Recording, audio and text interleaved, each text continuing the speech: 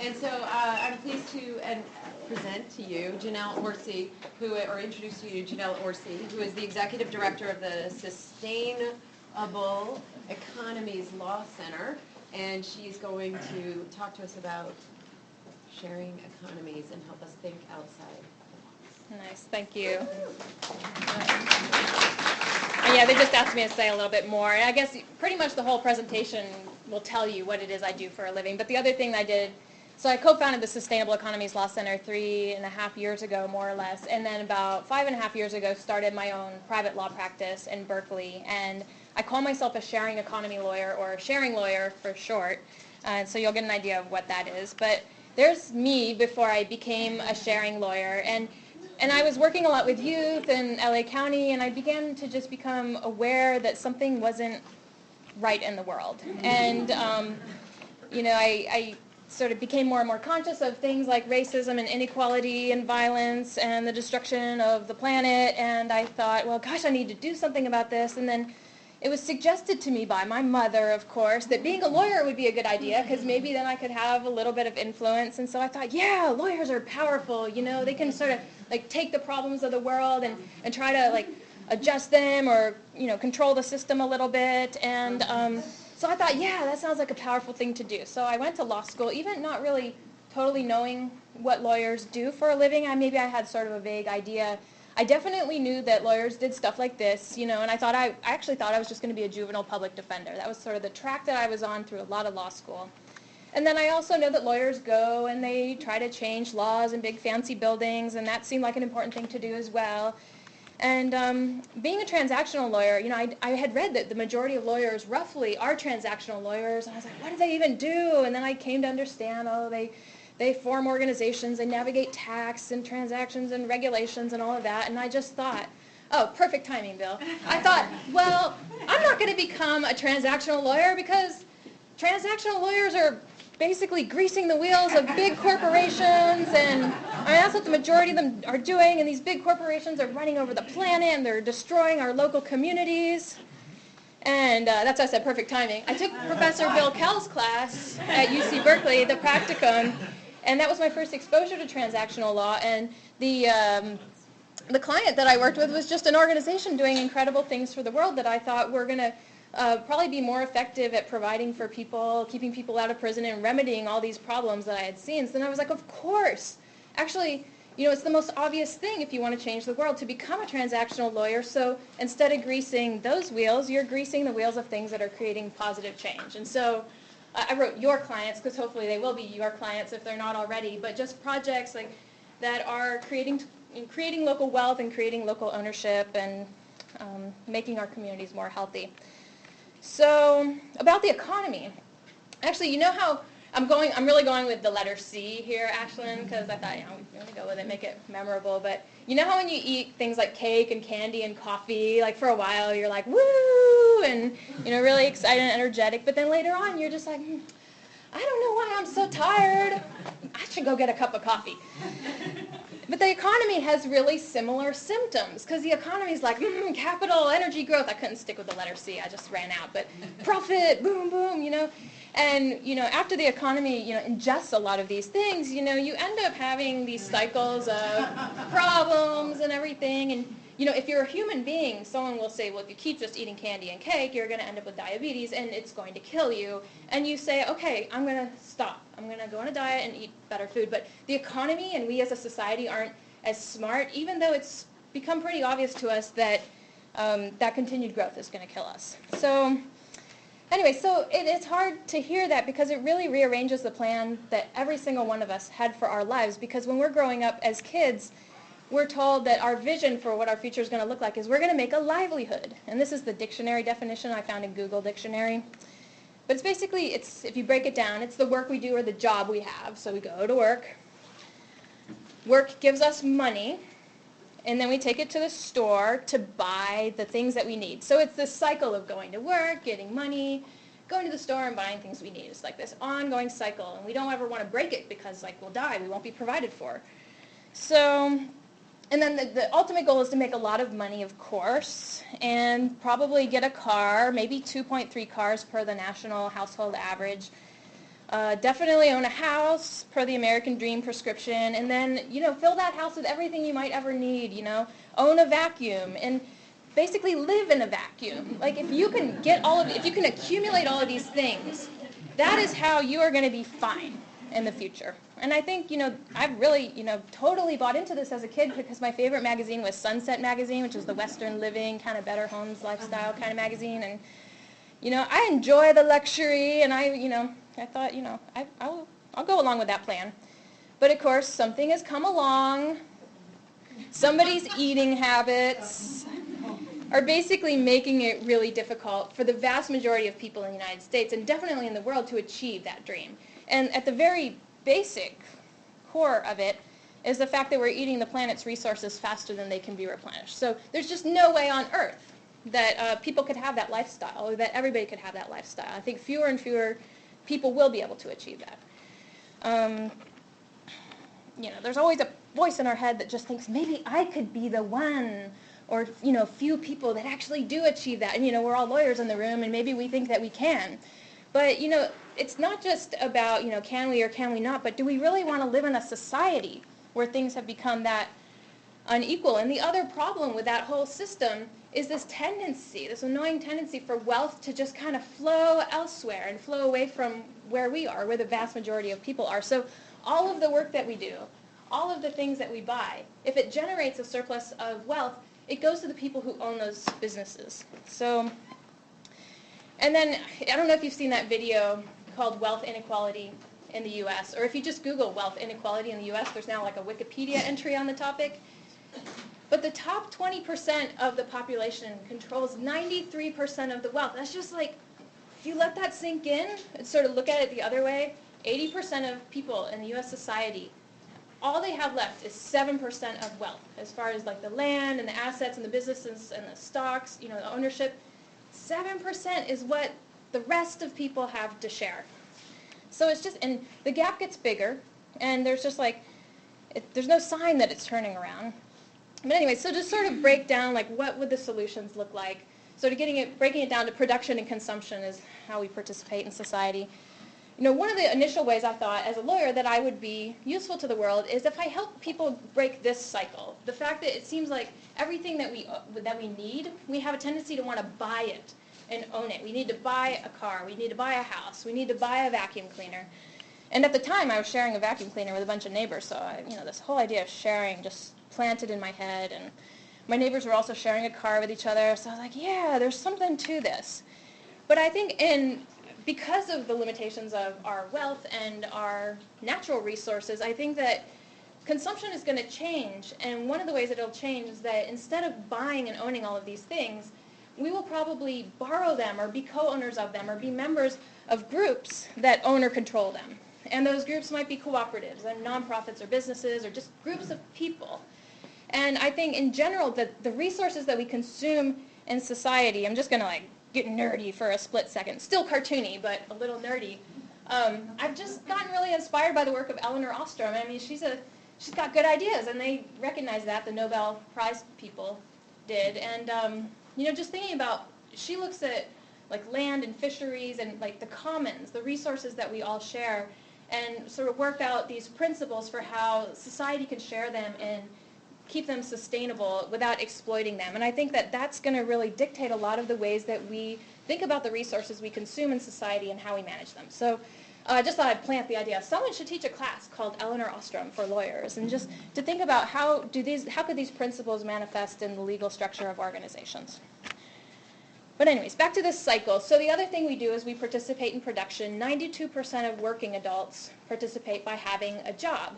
And the idea of doing anything different is so scary, especially right now, because if you lose your job, it's so hard to get another one. And so the most important message, I think, in all of this is that production and consumption have to change at the exact same time, or really I don't think either of them really will. And so I'm going to try to give an example of how this change happens using just the example of bread. The economy is a big thing, but if we just use bread to keep it simple for the moment. And so I started to wonder where bread comes from, especially all of the bread that I ate growing up. These are all the different brands of bread. You think you're getting all of this all these choices of all the, like, the cheap, sweet stuff, the fancy stuff, but as it turns out right now,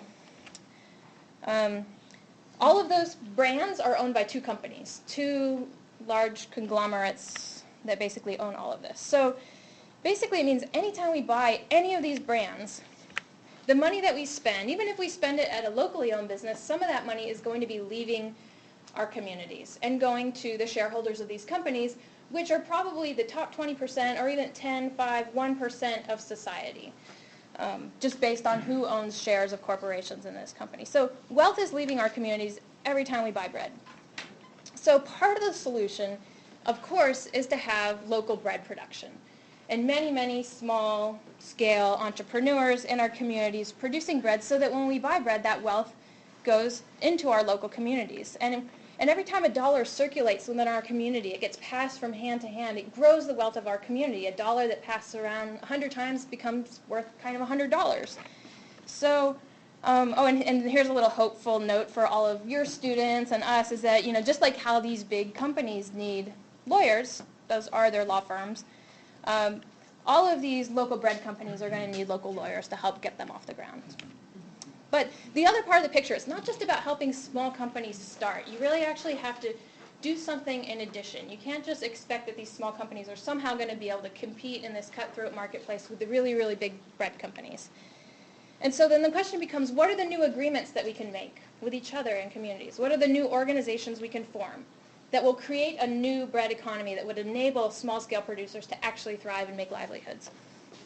And here's the good news for transactional lawyers. That's what we do. We create new agreements and organizations. And if agreements and organizations are really the groundwork for an economy, we are going to create the new economy, should we choose to do so. So here's an example of a kind of agreement that really just changes the whole framework of how things are produced and consumed in society, is this concept of community-supported enterprise. And it's mostly been, if you're familiar with it at all, it's in the agriculture context most likely, where with community-supported agriculture projects, basically it's a model where a group of consumers agrees to support a farmer by purchasing food in advance. And it's kind of like consumers adopting producers, and they create a relationship with each other. And they basically share things that typical producers and consumers don't share. So they share in the capitalization, because you need to put a lot of upfront capital into a crop before you can actually earn money from it. So people buy the food in advance. They buy a share of the harvest. And by buying a share of the harvest, they're also sharing in the profits, because if it's a good harvest year, they're going to get a lot of great veggies. They're sharing in the risk, because if it's a bad year, they won't get as much. It brings up employment law issues, but a lot of CSAs tend to invite their members out to do work on the farm for a day or two.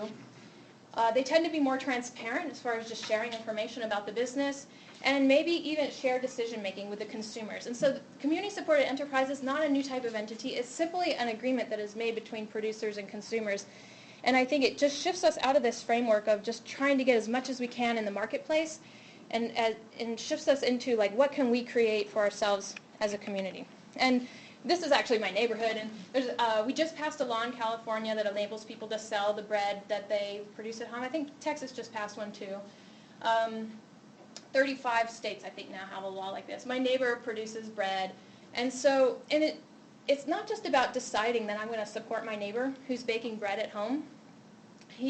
I'm basically making a commitment to him, and he's making a commitment to me, where if I maybe in hopefully a whole group of people agree to buy one loaf of bread per week.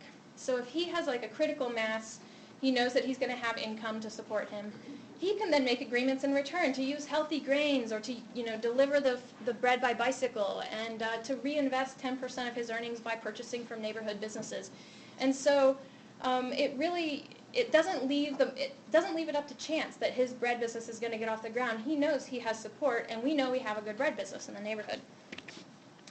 So another thing we do as lawyers is to try to figure out, well, what type of entity should we choose? If we're trying to create a better world, what is the entity structure going to be for, like, a responsible bread company, let's say? And of course, the traditional corporate structures were often limited in allowing us to build multiple bottom lines into the businesses. The companies just had a bottom line of getting money, and consumers, being less conscious in the past, were, they just want cheap, good food. But consumers, of course, are rejecting that. Companies are also, saying we need more bottom lines. We need to think about all of these things for the health of our community. And we want to build that into our corporate structure and ensure that we meet these interests. And so now you've heard of new things called B corporations, and then there's benefit corporations. But they're really limited in how effective they can be in actually ensuring that these bottom lines are met and ensuring that the flow of wealth in society will change, because really they're still, at the end of the day, for-profit corporations owned by shareholders, probably venture capital funded or whatever, and there's always going to be this gravitational pull toward the ability to earn money, especially when things start to get a little bit iffier, even iffier in the economy. People will cut corners. If you can cut corners to make a little bit money, a lot of times people just will, even if they've made a commitment to be more responsible. It's like, well, maybe we could buy the cheaper grains. Let's get the cheaper health insurance this year.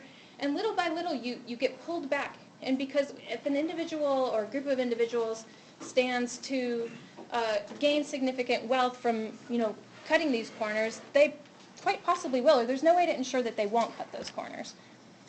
So I have a question is, how do you absolutely ensure that the bread company will make decisions to benefit workers? And I set it up like a quiz show because I think there's only one answer. Does anybody know the answer?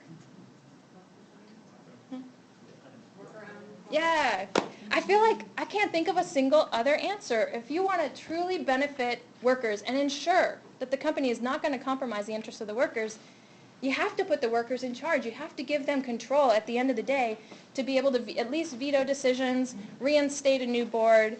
And so by that same reasoning, if you want to support a lot of bottom lines, the workers, the farmers, the interests and the health of your customers, how do you ensure that those interests will be met? Well, again, by the same reasoning, you put all of them in charge, but that's just like from a corporate structuring standpoint, and you ask, well, what will that look like? Well, I mean, that's just a wide open question. This is where, you and your students will be breaking new ground in the sharing economy, because there are a few cooperatives in the U.S. that have multiple classes of owners. There's a cooperative in North Carolina that's, I believe, owned by its producers and consumers and workers. But there's just a lot of work to be done around governance structures. So cooperatives. That's just, if you remember anything from today, cooperatives. But, I mean, the one thing about cooperatives is it relates to governance, is putting control in the hands of different owners. But the other thing about cooperatives is they completely change the way that wealth flows in society. Because instead of this situation where surplus flows to whoever owns the company, in a cooperative, by definition, the money is not distributed based on capital ownership. It's based on patronage. Patronage for a worker cooperative means how much you worked for it or what was the value of the work that you did in that cooperative. Patronage in a consumer cooperative is what you purchased from that cooperative. So the people who purchased more will get a larger dividend. The people who worked more will get a larger dividend. So, and these folks, they're just going to have to get by on the 93% of wealth that they have already accumulated. Sorry. So here, a lot of times when you hear the word cooperative, you don't know what to picture. You might picture hippies, you might picture people sitting in a circle having a long meeting, but there's nothing about cooperatives that demands that it be any of those things. There's just really two things at the end of the day that are important about cooperatives. One is the board is elected on a one-member, one-vote basis. So capital ownership does not determine voting power. Money does not equal power. And then the profits are distributed on the basis of patronage, the business that people do with the cooperative as far as their purchases or the work they do for it. So capital ownership doesn't determine share of profits. It means that money does not equal earning more money. So I just think it's so powerful what cooperatives have the potential to do in our society. And then when I think about, because I'm an English muffin addict, when I found out that Thomas isn't, doing his little horse and buggy delivery thing anymore, and he's not making them, and it's owned by a giant corporation, and I asked myself, if I have money to spend on English muffins, where would I rather invest it? In an entity that's providing livelihoods for the local community, or in an entity that's designed to grow big and get a few people rich and then sell out to a giant corporation? And so at the end of the day, it's just like you get back to cooperatives. So cooperatives. Okay, another thing about bread. So we've brought this, this has come up in a topic today around crowdfunding.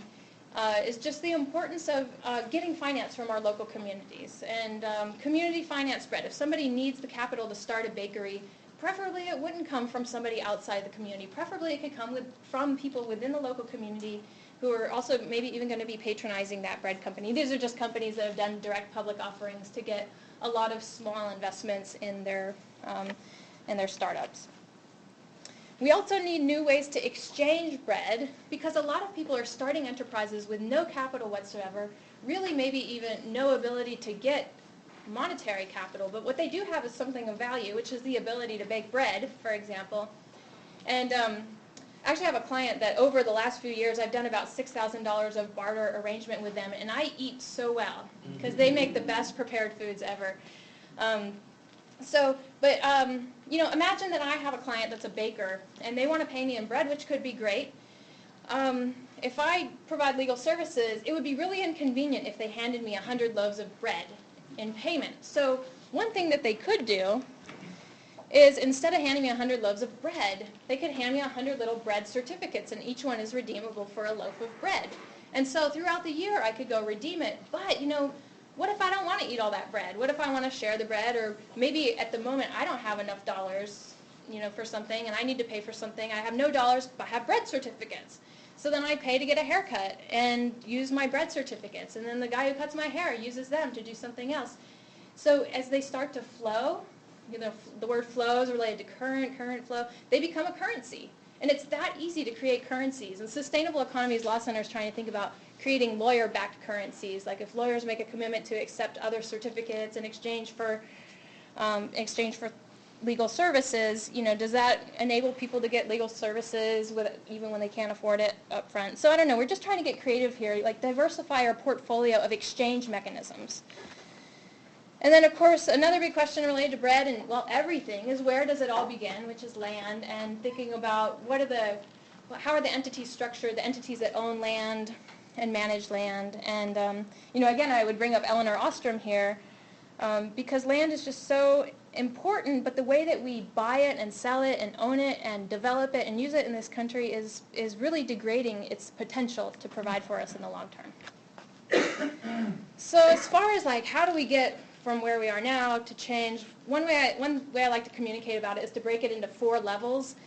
And sort of at the first level of change, we all start to do more things in our community to just provide for each other in casual, kind of spontaneous, one-time ways.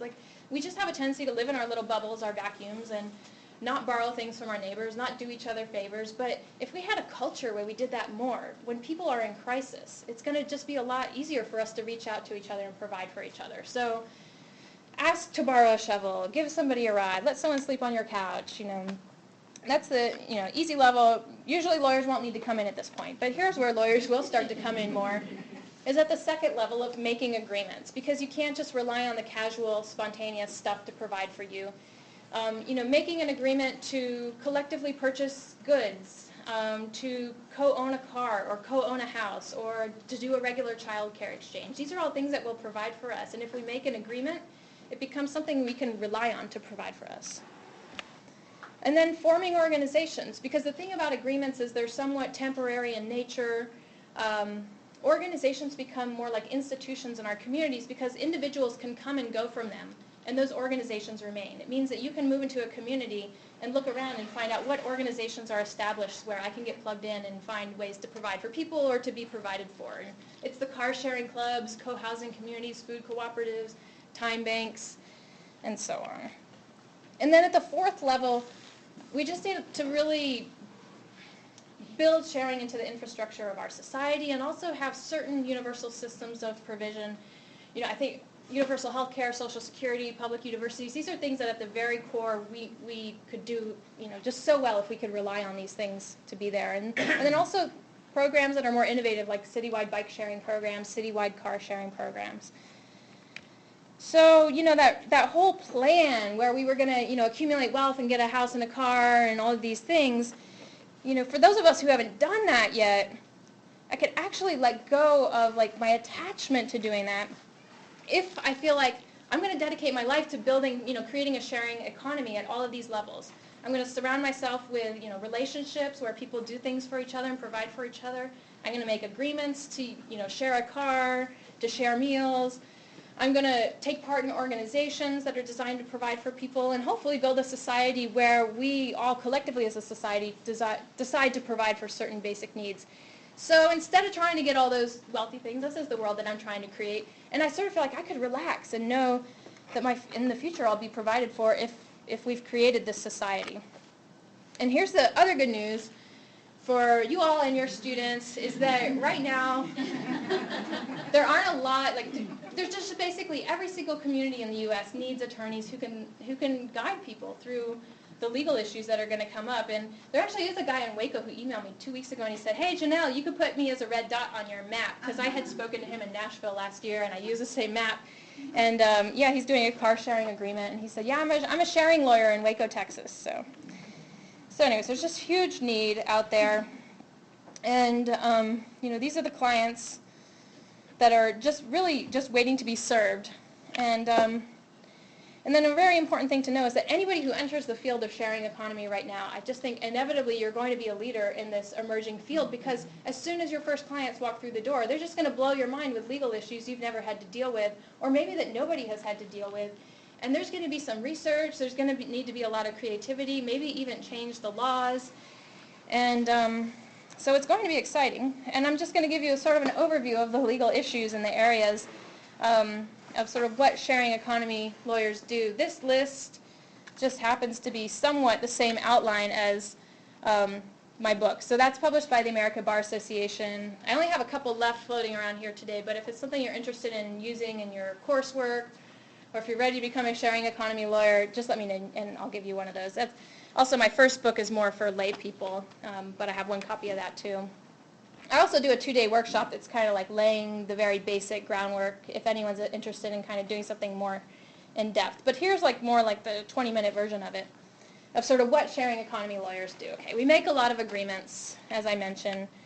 I'm not going to just dwell on this list, but maybe just sort of like types of agreements that we as lawyers are probably not as used to writing. Things like car sharing agreements or licenses for use of shared workspaces, ride-sharing agreements, all kinds of interesting, new types of agreements coming out of the sharing economy. And preferably they won't be written like this, because they're really intended to be roadmaps to people's relationships. So it'll draw on our skills as human beings and English speakers to write things that our clients can actually digest. And then, okay, so sharing economy lawyers also form organizations and think a lot about organizational structure, which is going to be always an interesting challenge, because in our legal system, there's sort of an expectation that we do things for maybe 3 different motivations. Let's say with growing food, a lot of people do have gardens and grow food for themselves personally. People do grow food for charitable reasons, either to donate the food or for educational purposes, to teach people about growing food. And then people have commercial farms, and these are all for legal entity formation purposes, different creatures. You wouldn't even form an entity for that one. But what about anytime you want to do something that kind of blurs the boundaries, and in the sharing economy, people always will want to blur these boundaries. Like a community charitable organization that wants to grow food and sell a lot of it is creeping into the gray area between charitable and commercial, which the IRS is not going to like. But also an organization that's growing a lot of food, and their volunteers are growing a lot and they're eating a lot, they're creeping into this area of personal private benefit, which the IRS also doesn't like. So it makes it hard to do a lot of things that you envision this wonderful project for your community, but trying to fit it into the box of a 501c3 won't necessarily work. But if you ask, well, what about projects that feed us, and they feed our communities, and they make the world a better place? What type of entity would you form for that? It's right in this middle place, and I don't think our legal system has sorted out that middle place enough, although cooperatives and mutual benefit corporations are sort of there. So another thing that sharing economy lawyers do is navigate regulations, and this is where it gets really mind-blowing and drives me crazy. But a lot of regulations are there to protect us in relationships that are potentially exploitative. So they protect employees from employers, consumers from producers, and so on. But here we're living in a world with entirely different relationships, and then it comes up and catches you off guard in weird ways, like Like here's me, I'm having a community soup night, and I'm asking people to come over and bring a side dish, which is all fine. I haven't violated any laws yet that I know of. But what if instead of asking people to bring a side dish, I just ask them to bring $4? And it's harmless, right? Because, it's just going to make up for my expenses, maybe give me a little extra, who knows. But, as soon as money comes into play, no matter what the relationship is, a lot of times it looks like you're operating a business. And as soon as you're operating businesses, there are all of these legal hoops to jump through, which are great because they protect us from getting poisoned and catching on fire and being exploited and so on. But in order to jump through them, especially if you're a very, very small enterprise, if you can even call it an enterprise, it's you really just need a lot of money. So, and then, with my little soup thing, it's not like I'm starting a big soup business or even a small soup business, or it's not even a micro enterprise. Maybe you could call it a nano enterprise. But really, I just wanted to share and maybe recoup my costs a little bit. And so what it brings up is the fact that so much that happens in a more sharing economy happens in a gray area between our the realm of personal provision and the realm of commercial provision. This realm is not regulated. The health department doesn't show up, but they do show up there. But do they show up to community stew nights where there's people maybe paying money, maybe just bartering, maybe just giving food away? So it's right in a gray area, or in this case, green. And there's just a vast realm of economic activity that could happen in this gray area here. So another example is cars. Lots of people have cars. It's different than operating a rental car company as far as like how the regulations apply, but what if you do start a neighborhood car share club? Are you just a bunch of people who own cars together, or are you now a mini car rental company? So these are huge questions that are already plaguing regulators, especially in California. Same thing with carpooling. It's a long-standing tradition, carpooling, giving people rides. It's very different than operating a taxi cab service, but what if you are doing ride-sharing for money? There are now apps that let you do this quite a bit. Pick up a random stranger, money gets credited into your account from their account, and the Public Utilities Commission in California is just like, we don't know what to do, it seems illegal. So, to be determined how that one turns out, but there's grocery shopping, something that we all do. Most of us don't run grocery stores, but many of us might consider at some point creating buying clubs to become more conscious consumers and to, specifically choose which food companies and farmers we want to support. So we buy all this food together. Maybe we accumulate it in someone's garage space or an empty warehouse space, and we divvy it up and get really good food at cost. But now, are we subject to the rules of a food facility? Have we become a food facility? There's so many questions, and it brings up employment law. And employment law really blows the minds of a lot of consumer-owned cooperatives. There are a lot of grocery co-ops in the U.S. where people volunteer 2-3 hours a month. I used to do that. But at least 2 cooperatives have been busted for this, because in general you can't volunteer your time for a for-profit commercial entity because there's potential for exploitation. So, the FLSA has really tried to create a clear definition of an employee, and it's expanded to include many situations in which people work for other entities, especially commercial-like entities. And as far as, let me see, I think I was going to use, back to growing food, there's a lot of, work that we do because we want to benefit society. We go out and we volunteer. Then there's a lot of work we do because it benefits us. It's called chores. And then there's the work that we go and we do in the context of commercial enterprises, and that's employment. But especially in the food growing context, there are so many ways in which we might actually, physically involve ourselves in the production of food for so many different motivations. We might volunteer for our CSA, or we might start a worker-owned cooperative. And where we fit in this whole employment law framework, most of the time, unfortunately, we end up being classified as employees even if we do not want to be. And again, employment laws are important. They protect people who are truly vulnerable. But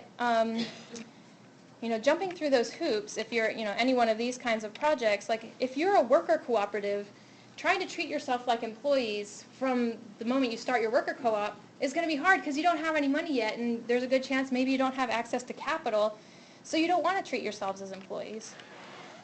There are a lot of people in the U.S., like farmers really, actually, I think the average farmers earn very little money, especially like very small farms. I work with a lot of farms in the Central Valley of California. they can't pay themselves minimum wage if they formed a co-op because they'll just never make enough money to pay themselves minimum wage just at the way the food market is. And then food cooperatives, as in grocery stores, they're not trying to earn money. They're just trying to get food, collect it for themselves, and purchase it back. They're not trying to earn a surplus that they can then use to pay wages.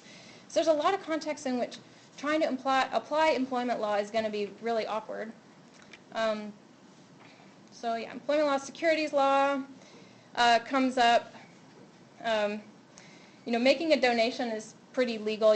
Not many issues come up. But, buying stock in a company, of course, brings up securities laws. But what if you do just want to invest $100 in your neighbor's coffee shop, and you're kind of doing it with the framework or the heart of making a donation? But if you get it back, that's great. If you get it back with a return on your profits, with profits, that's great. But there's almost no way to do this legally without having to jump through all of the securities compliance hoops. In the Sustainable Economies Law Center in 2010, we petitioned the Securities and Exchange Commission for a very specific exemption that would allow people to invest just $100 in an enterprise, just $100, and to do an offering of up to $100,000, just kind of to send a message to the securities regulators that, you've got to give just a little bit. These things are just not that risky. Like the guy said earlier, it's like more risky. Well, actually, he was saying lotto tickets are less risky, but anyways. So buying cat food, that's something that some people do. Different than buying stock in the cat food company, of course. But what if a group of 30 people all pool their funds, they each put $1,000 in to start a natural cat food cooperative? Now, are these people who are just buying cat food together, or are they people who are investing in their own cat food company? And so you can see how securities laws can have a gray area, just like everything else. And what it all comes back to is that our laws are really designed for an us and them economy. Because in a capitalistic framework, people get ahead. They can accumulate wealth a lot of times if they cut corners or exploit other people, or, there's just a lot of potential for the us and them relationship to go bad. And that's what so many of our regulations are designed to regulate. But it's in the sharing economy, them is us in so many situations. And if we're going to begin to build legal exemptions to create, to enable us to have more community-based activity, I think a lot of it has to happen within the space of cooperatives. Like if we create an exemption to employment law, it should be for worker cooperatives only. And Sushil has sort of hatched this plan for us to propose a law in California next year that's going to clarify in the law that if you are a small worker cooperative that's collectively governed, you don't have to treat yourselves like employees. So, yeah. Zoning regulations come up because, zoning is really about dividing out a lot of the functions of our lives, where things should not be mixing necessarily. Like stinky, disgusting things are zoned into their own, like industrial or agricultural spaces. And then we have our cute little residential neighborhoods where we all live in little boxes all the same. But I almost broke into song. That was a close one. So, there's just so many things that we will want to do in our neighborhoods to provide for ourselves.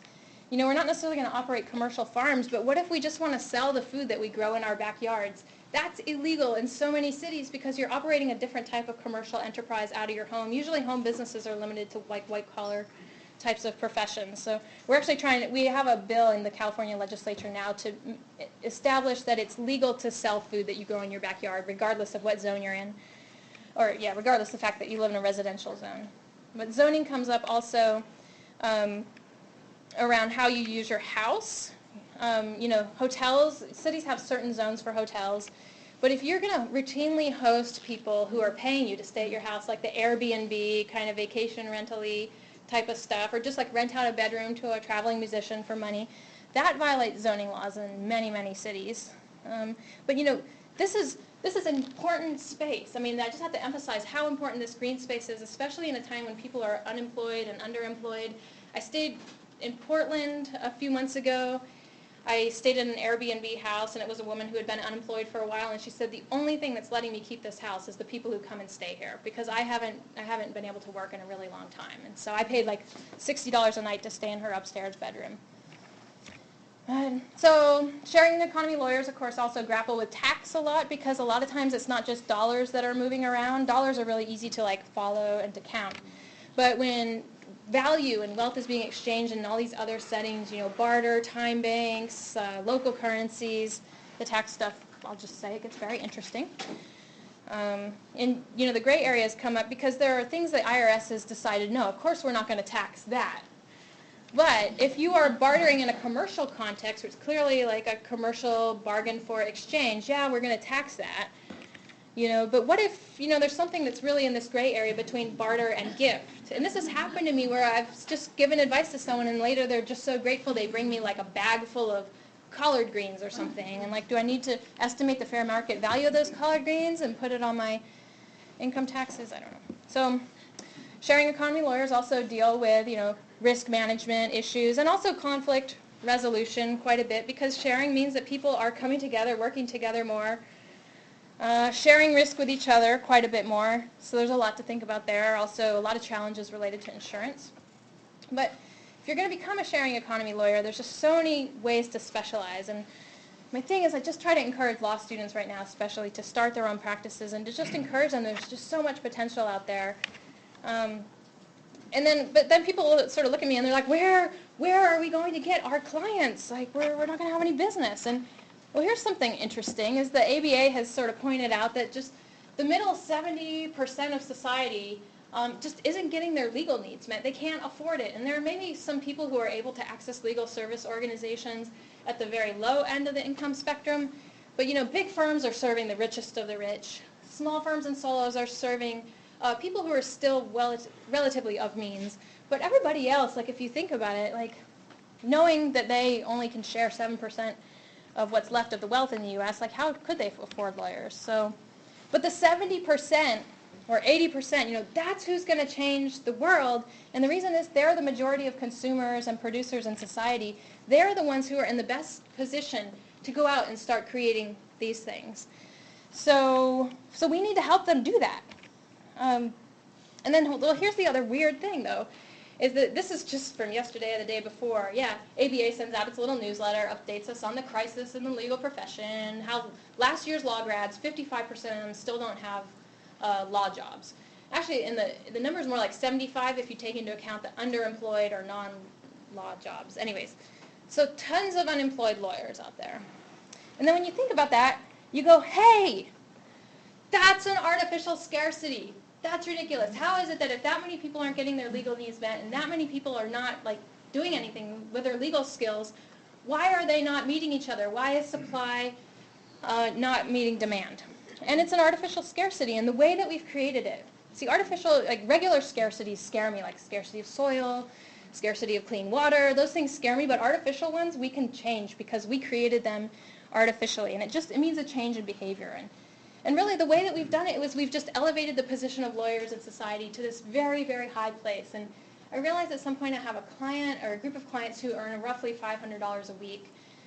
I have a lawyer friend who bills $500 an hour, and I just cannot believe any one human being could be 40 times more valuable than any other human being. Actually sort of think, like, that might be why lawyers are so stressed and unhappy. Like, it's hard to try to convince people that I'm more important to them than they are, because I'm not, And lawyers are basically serving the richest of the rich and trying, to act like we're that valuable in society, but really, like, basically my suggestion is we just try to be a little bit more average, If we can make more average incomes, then we could serve average people and they can provide for us. Basically, it would be a much more balanced ecosystem as far as lawyer-client relationships go. So yeah, let's serve the 70% and let's help law students start their own law practices, because how else are they going to go out and reach these people? They're not going to go out and get a job.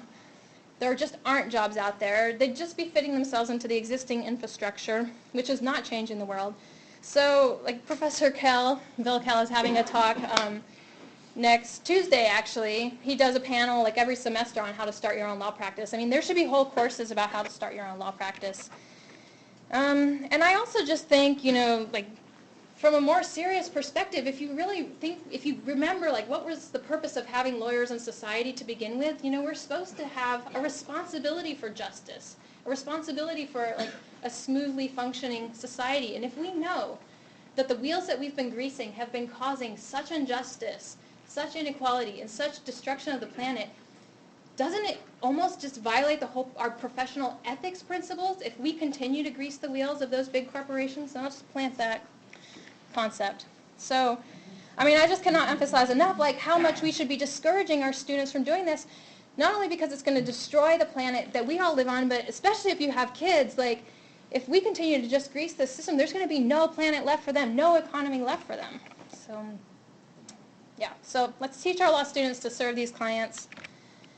And I'm going to stop there. I had, well, I will just say one little thing is that I put around the room these little menus, and this is just to give you an example of this legal clinic we've started in Oakland. Basically every week we show up, Sushil shows up, we give legal advice in the context of cafes and community centers, and it's kind of 1/3 legal advice clinic, 1/3 living classroom for new lawyers and law students, and 1/3 community building space. And so we've been doing it for a month and a half, and I just have to say it's so much fun. I think it's a really cool model for legal service provision. So I put those out there just in case it inspires anybody to do something similar, but it makes lawyers so much more accessible to the community. And if people sort of have an idea, I want to start a cooperative, we want to be like immediately there for them to help point them in the right direction. So that's why we're actually sitting in cafes, being immediately available. And I also just, I like cartoons. I've always wanted to be one. So now I kind of am, with all credit to Lucy. This is sort of actually amazingly how similar. I drew this before we started the cafe, but in the cafe there's just a lot going on. It's not just lawyers advising community members. It's people learning from each other, law students learning from community members, people discussing the sharing economy. I look forward to it every week. I swear it is the most fun I've ever had as a lawyer. And the law students, one time I heard one of them walking out and he literally said, "That was so much fun!" So like imagine hearing law students say that. And of course we do want people to replicate the model all over the country, because these green areas, as difficult as they will be to navigate legally, it's the world that we want to live in. And the Sustainable Economies Law Center is basically trying to map out this legal landscape.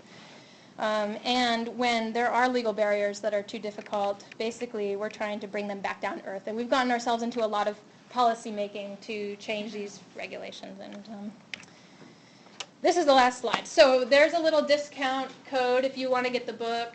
I do have a couple more copies floating around.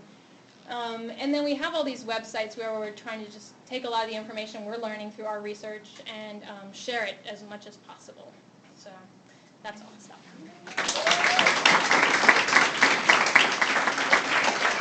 I guess we have 5 minutes for discussion if anyone wants to comment.